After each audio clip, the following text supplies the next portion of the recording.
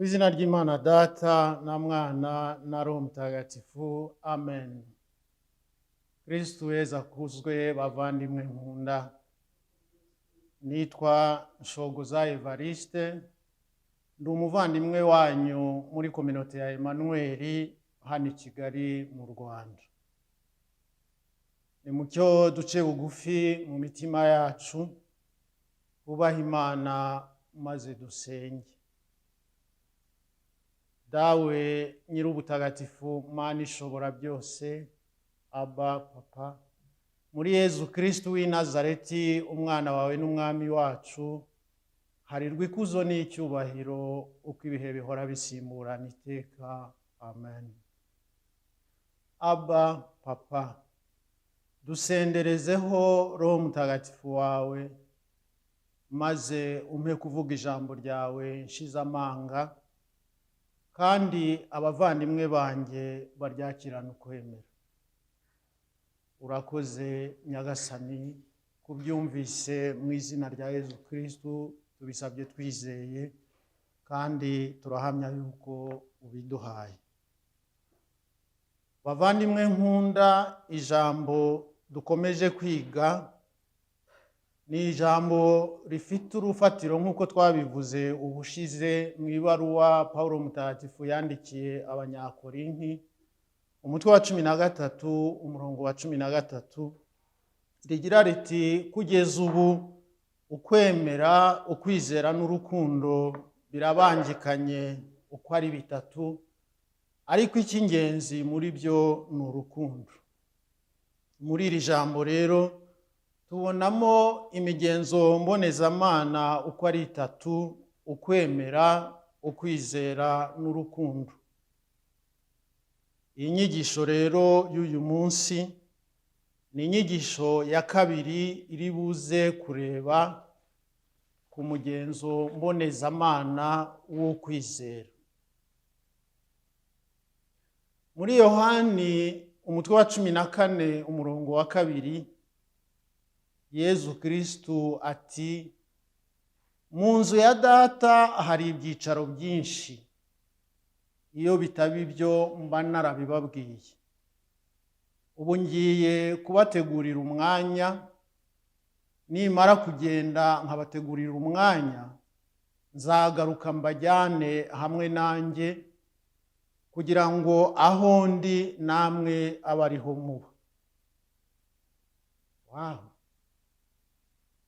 Simbishidikanya, nta magambo meza ateye ukwizera nk'aya ndumva mu isi ya rurema.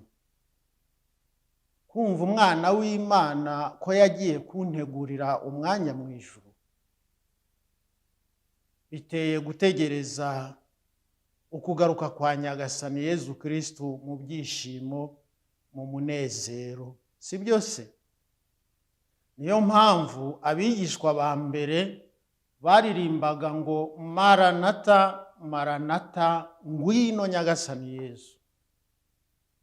Ukwizera ni iki? Ukwizera ni umugenzo mbonezamana utuma tubaho twizeye kuzabona ibyo Yezu Kristu yadusezeranyije, kuzabana nawe iteka mu ijuru.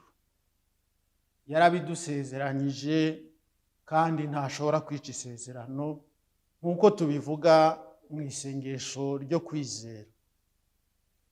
Gatigisimu ya Kiliziya Gatolika Ntagatifu mu nimero y'1817 iravuga ngo ukwizera ni umugenzo mbonezamana utuma twifuza nk'umunezero wacu ingoma y'ijuru n'ubuzima bw'iteka.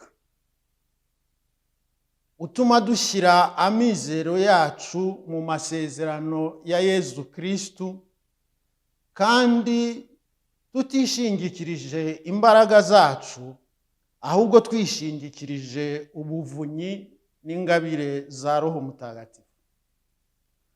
Naho mu nimero y'1818 ikavuga ngo umugenzo mbonezamana w'ukwizera usubiza icyifuzo cy'umunezero Imana ubwayo yashyize mu mutima wa buri muntu. Wuzuza amizero ashingiyeho ibikorwa byose bya muntu, ukabisukura kugira ngo ubiganishe ku ngoma y'ijuru.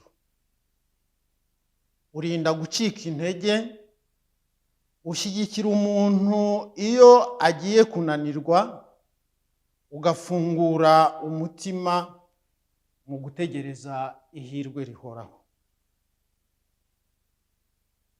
Mu gitabo cya kabiri cy'Abamakabe uhereye ku mutwe wa 7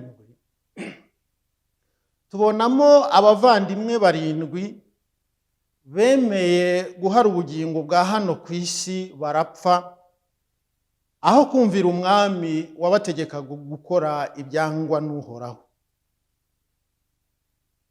kubera ko bari bizeye ko Imana bahesheje icyubahiro izabaho ubugingo bw'iteka. Bemeye guhara ubugingo bwo muri iyi si. Tunabonamo kandi ukuntu umubyeyi wabo, mama wabo, yabibashyigikiyemo mu buryo butangaje. Naho mu mutwe wa 6 tubonamo umukambwe Eleyazari wari ukunzwe cyane, ndetse n'abicanyi b'umwami bari bamukunze, bashaka gukora amanyanga ashoboka yose ngo bamukize be kumwica. Bati ngaho ubwawe itekeshereze inyama wihitiyemo zemewe, ariko uzirire imbere y'imbaga nk'uriye ingurube. Umukambwe Eleyazari arababwira ati ntabwo bibaho. Arabatsembera ati n'izi mvi z'uruyenzi sinayobya urubyiruko ndubera urugero rubi. Ikiruta ni munyice ndi umwere, Imana yo mu ijuru nsenga izansubiza ubuzima. Hari kandi muri icyo gitabo naho tubona intwari Yuda Makabe wakusanyije amadarakima 2,000 yo gutura igitambo cy'impongano y'ibyaha, kubera baguye ku rugamba bajya kubahamba bagasanga bafite udushusho tw'ibigirwamana mu makote bari bambaye. Akodesha akusanya ayo madarakima, ayohereza i Yerusalemu ngo babaturire igitambo cyo guhongerera ibyaha. Ibyo yabikoze kubera ko yemeraga ubuzima bw'iteka n'izuka ry'abapfuye. Igitabo cya 2 cy'Abamakabe umutwe wa 12 umurongo wa 43 kugeza ku wa 46. Naho mu gitabo cy'umuhanuzi Daniyeli umutwe wa 13 tubonamo Suzana umwari wa Isiraheli igihe atsinze abahehesi b'abacamanza b'ibipfamutima. Yaravuze ati ubu ndabona imitego impande zose, nindamuka nemeye ngakora ubusambanyi n'aba basaza b'ibipfamutima kuri jye n'urupfu. Nimba hakanira kandi nabwo sindi bubave mu nzara. Nyamara ikiruta kuri jye n'ukubagwa mu nzara ndindacumura mu maso y'Uhoraho. Arabatsembera, arabahakanira, yemera gupfa. Yahisemo gutanga ubuzima bwe bw'iyi si, akagwa mu maboko yabo basaza b'abahehesi b'abacamanza b'ibipfamutima, ariko arindacumura kuri Nyagasani, kuko yari yizeye kuzatunga ubuzima bw'iteka. Imana yaramutabaye ibyutsa umwuka wayo mu mwana mutoya umuhanuzi Daniyeli, asubiza Isiraheli yose mu rukiko, aravuga ati umwari wa Isiraheli ntabwo yapfa urunguru. Urukiko rukatira bya bipfamutima urubanza. Suzana arokora atyo ubugingo bwe, kandi bari bamushoreye bagiye kumwica. Muvandimwe, wizeye ubuzima bw'iteka, uharanira ute guhagarara mu kwizera kwawe muri ibi bihe bikomeye by'ibigeragezo? Aho urugiye kera ntirwahinyuje intwari. Humura ariko niyo rwaba rwarahinyije intwari ukaba waraguye, humura, igihe ni iki cyo guhaguruka. Niyo waba waraguye, egura umutwe, igihe ni iki. Hari umuvandimwe kubera ubukire n'amafaranga yari yaraguye mu byaha bikomeye by'ubusambanyi, ahemukira umugore we n'abana be n'umuryango we, ndetse yigira mu nshoreke ajya no kubayo. Ariko ibiba mu nshoreke murabizi, yaje kurwara ikirwara gikomeye ntiriwe mvuga, inshoreke ziramuta, ameze nabi cyane. Umugore we w'isezerano, kuko yari umuntu usenga, aragenda nyine arararuza, ararwaza, arondora n'amasengesho nyinshi nyine sinakubwira rugeretse. Cyakora itsinda yasengeragamo rwose naryo ryari bimufashijemo, bimutera inkunga y'isengesho, baracana isengesho rikomeye, barasenga. Biza kugaragara ko igihe kigeze uyu muntu atazakira, ko ahubwo ari uwo gupfa. Atangira ndetse no gusanga. Bakazisengesho, uko bakazisengesho agasambagurika bikomeye, akarushaho gusambagurika, mbese ukabona ko yanze kurekura. Nuko mu bushishozi bw'isengesho baravuga bati reka tumuvugire ishapure y'impuhwe z'Imana, turirimbe n'ibisingizo by'impuhwe z'Imana. Barabikora. Barangije ishapure y'impuhwe z'Imana n'ibisingizo by'impuhwe z'Imana, umwe muri bo yumva arashaka gusaba ijambo ry'Imana. Twagiye kumva umuvandimwe arasomye ngo sigaho kunkina ku mubyimba mwanzi wanjye, niba naraguye nzabyuka, niba kandi ndi mu mwijima uhoraho azambera urumuri. Ngomba kwihanganira uburakari bw'uhoraho, kuko ari we nacumuyeho, kugeza igihe azamburanira akansubiza uburenganzira bwanjye. Azangarura mu rumuri, nzatangarire ubutabera bwe. Umwanzi wanjye akorwe n'ikimwaro, we wambazaga ati uhoraho Imana yawe ari hehe? Amaso yanjye azamwitegereza ubwo azanyukanyukwa nk'icyondo. Mika umutwe wa 7 umurongo wa 8 kugeza ku wa 10. Simbabeshye bavandimwe, twese twararebanye, turumirwa, turatangara. Uko bagendaga basomira ijambo, ni nako umuvandimwe yagendaga atuza, areka gusambagurika. Baza kurangiza kurisoma, twese tubona ko aruhukiye muri Nyagasani. Nyagasani yamutsindishirije. yitahira mu mahoro. Kristo Yezu akuzwe bavandimwe. Kristo Yezu akuzwe.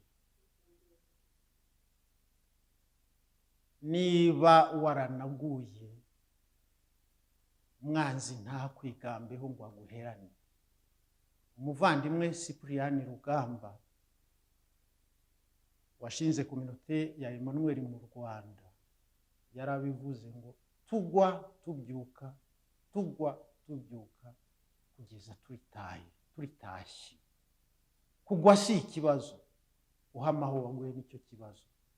Byuka muvandimwe, byuka, igihe niki.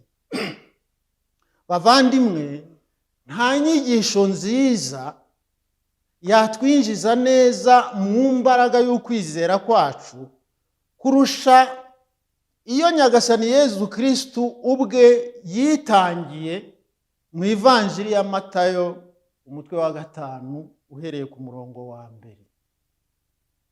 Nyagasani Yezu Kristu abonye icyo kivunge cy'abantu aterera umusozi aricara. Abigishwa be baramwegera, nuko araterura arigisha ati hahirwa abakene ku mutima kuko ingoma y'ijuru ari iyawe. Muvandimwe, urahirwa niba ukeneye Nyagasani. Ese ugaragaza ute kukeneye Nyagasani? Ati hahirwa biyoroshya kuko bazatunga isi h'umurage. Muvandimwe, ukwiyoroshya, humilite, guca bugufi bituma uzatunga isi ho umurage. Ati hahirwa abababaye kuko bazahozwa. Muvandimwe, ntuheranwe n'umubabaro n'agahinda n'ishavu n'ubwoba kubera ibiri kukubaho. Nyagasani Yezu yaje kuguhoza uyu munsi. Nyagasani Yezu arahari. Iri jambo niwe waribwira ngo humura nje kuguhoza. Yezu ati hahirwa abasonzeye ubutungane bakabugirira inyota kuko bazahazwa. Kristo Yezu akuzwe. Ese usonzera gutunganira Imana, ukarwana urugamba rwo gutunganira Imana? Humura, Nyagasani Yezu yiteguye kuguhaza. Ati hahirwa abagira impuhwe kuko bazazigirirwa. Muvandimwe, impuhwe ni ngombwa. Impuhwe ugiriye mugenzi wawe zihamagara impuhwe z'Imana. Gira impuhwe. Ntibisaba amafaranga, ntibisaba ubutunzi, ntibisaba kuba ufite akazi, nta kindi ntibisaba kuba ufite umugabo, ntibisaba kuba ufite umugore, ntibisaba kuba warihaye Imana. Impuhwe ni ubuntu bw'Imana. Ushobora kubona umuntu ukamugirira impuhwe, byibura ukamusabira, icyo se nacyo cyakunanira. Ati hahirwa abakeye ku mutima kuko bazabona Imana. Kristo Yezu akuzwe. Muvandimwe, iyi nyigisho igukeshe ku mutima. Wibuke kongera gucya ku mutima. Usange Nyagasani mu isakaramento rya penetensiya. Wigorore nawe ubukeye ku mutima. Ati hahirwa abakeye ku mutima kuko bazabona Imana. Muvandimwe, urifuza kubona Imana? Ikeshe ku mutima no mu bihe bikomeye bya COVID. Ikeshe ku mutima no mu bihe bikomeye byo gutegereza umuhamagaro. Ikeshe ku mutima no mu bihe bikomeye birimo ubukene, birimo guteshwa umutwe, birimo guteshwa agaciro, birimo bya bindi byose uhanga, bimwe birimo intambara. Ikeshe ku mutima. Yezu ati hahirwa abatera amahoro kuko bazitwa abana b'Imana. Haleluya. Muri quartier utuyemo, aho wiga, aho uba, aho ukora, nubwo ugitegereje umuhamagaro, ese utera abandi amahoro? Cyangwa abantu iyo bakubonye baravuga ati yaje, bagapfuka ku munwa bakabwirana bakareba hirya bagicaya? Ntabwo umuntu usenga ari umuntu uhinguka ahantu ukagira ngo ni insecticide igeze mu mibu. Ntabwo bibaho, ntabwo bibaho. umuntu usenga ahinguka ahantu abantu bakagira amahoro. Uwari ufite ikimuremerera ati namubwira mu izina rya Yezu Kristo, buriya mubwiye yansabira naruhuka. Hahirwa abatera amahoro kuko bazitwa abana b'Imana. Yezu ati hahirwa abatotezwa bazira ubutungane kuko ingoma y'Imana ari iyabo. Ngira ngo gutotezwa byo urabimenyereye, ubana nabyo. Iyo bakureba bakabona uri igifagundu, bakabona batazi yuva n'iyujya, bati uyu muntu ahora benga, uyu muntu ese yabuze umubaza izina, uyu muntu ese afite ikibengero, uyu muntu. Ibyo byose ni ugutotezwa. Bati ni maseri, bati padre arahise, bati ibyo bintu byose ni ibitotezo kubera ingoma y'Imana wahisemo. Abagushaka bakubaza ibi ngibi, aho ujya gusaba akazi bati urakora ikizamini cyo mu mashuka, ibiki byose ugahagarara, bati uriya muntu yataye umutwe. Ntabwo uzi uko bigenda muri iyi si, ntabwo turaba iyi si bavandimwe. Reka bagutoteze kubera ingoma y'ijuru. Icyaruta nuko watotezwa aho kugira ngo ugwe mu mitego y'iyi si. Kuko n'ijambo ry'Imana riratubwira ngo murahirwa nibabatuka bakabatoteza ndetse bakanababeshyera ari jye babahora, muzishime munezerwe kuko ingororano yanyu izaba nyinshi mu ijuru. Nuko bagenjereje abahanuzi bababanjirije. Haleluya. Kristo Yezu akuzwe bavandimwe. Muvandimwe, nyuma y'izi ngingo nterahirwe, Yezu Kristo ubwe yiyigishirije abantu kugira ngo bagire ukwizera mu ngoma y'ijuru. Wowe wiyumva ute muri izi ngingo nterahirwe? Wibona ute muri izi ngingo nterahirwe muri ibi bihe kandi by'amahina bikomeye bisaba guhamya ukwizera kwacu? Nta buhamya bwiza ku mugenzo mbonezamana w'ukwizera twabona bwaruta ubwakoze Yezu Kristo ubwe ku mutima kandi ari mu bihe by'amahina bikomeye. Ubanza ari nta muntu wo kuri iyi si wari wajya muri ibyo bihe Yezu yari arimo. Nimwibuke igihe yari abambye ku musaraba, iburyo bwe habambye igisambo, ibumoso habambye igisambo. Ikibumoso kiti harya si wowe Yezu Kristo, harya si wowe wakijije abantu, harya si wowe ikize natwe dukize, kimunyega kimumereye nabi. Hanyuma ikindi kiti icyaha, ikindi gisambo. Wowe ntiwubaha Imana, twebwe turazira ibyo twakoze, ariko uyu ni umwere w'Imana. Ahindukirira Yezu Kristo ati rata Nyagasani, ngira ngo niko yavuze, nugera mu ijuru mu bwami bwawe uzanyibuke. Yezu bimukora ku mutima ati ndakubwira ukuri koko, uyu munsi uraba uri kumwe nanjye muri paradiso. Kristo Yezu akuze. Nguko kwizera gukomeye kubereye aha. Wari wajya ku musaraba ngo bakubambye ryari?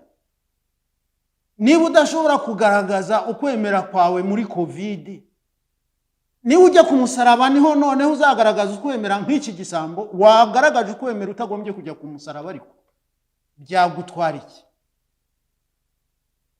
Ati mwana wanjye ndakubwira ukuri koko, uyu munsi uraba uri kumwe nanjye muri paradiso.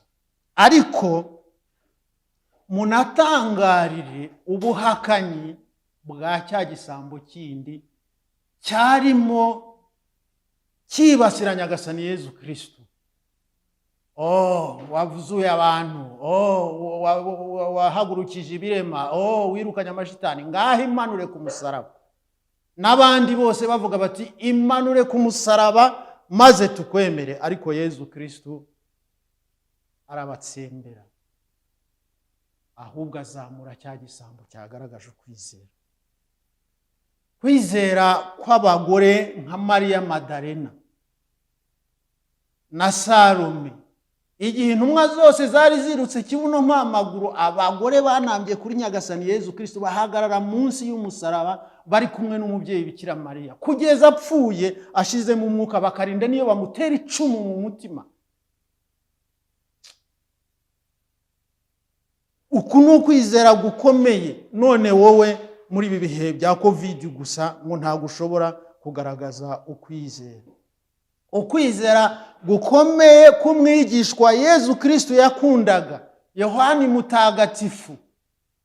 Muvandimwe, ndakwifuriza yuko waba uyu mwigishwa Yezu Kristo yakundaga, ukanamba kuri Nyagasani Yezu Kristo kugera ku musaraba. Niyo COVID yakugeza ku musaraba, ukaba kumwe na Nyagasani Yezu Kristo, ukagaragaza ukwizera. Ariko cyane cyane urugero rw'ukwizera ni urugero rw'umubyeyi wa Yezu Kristo, Bikira Mariya.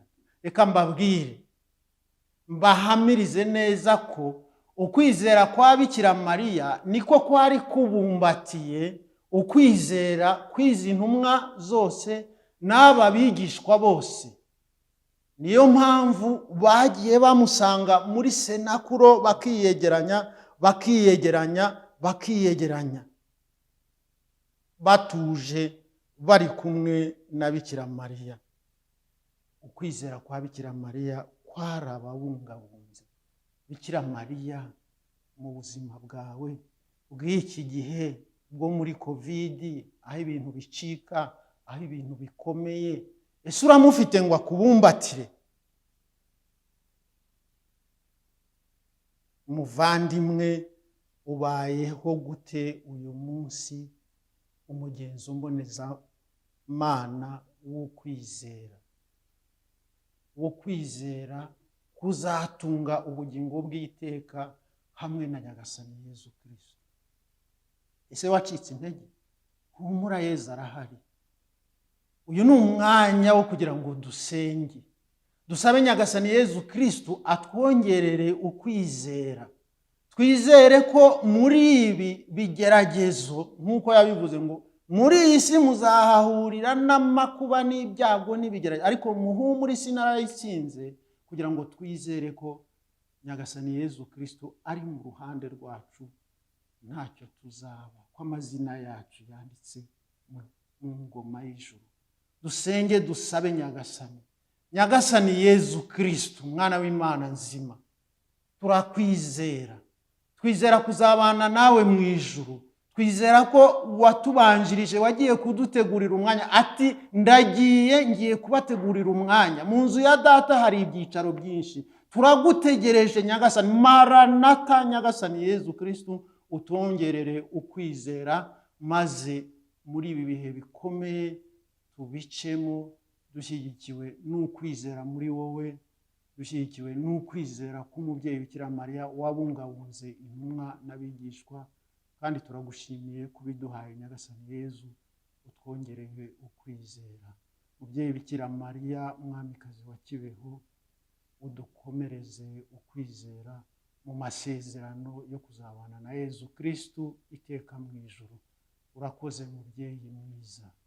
Bikira Mariya Nyirimpuhwe, wibuke ko nta wigeze kumva ko washubije inyuma uwaje aguhungiyeho, agutakambira ngo umurengere umusabire. Nicyo gituma nkwizera. Ndakugana nkuganyira ngo mpagarareho kuko ndi umunyabyaha. Mubyeyi w'umukiza, ntibirengagize ibyo nkubwira, ubyumva ubyiteho. Amen. Mwamikazi wa Kibeho, udusabire. Bikira Mariya nyina wa Jambo, udusabire. Ku izina ry'Imana Data na Mwana na Roho Mutagatifu. Amen.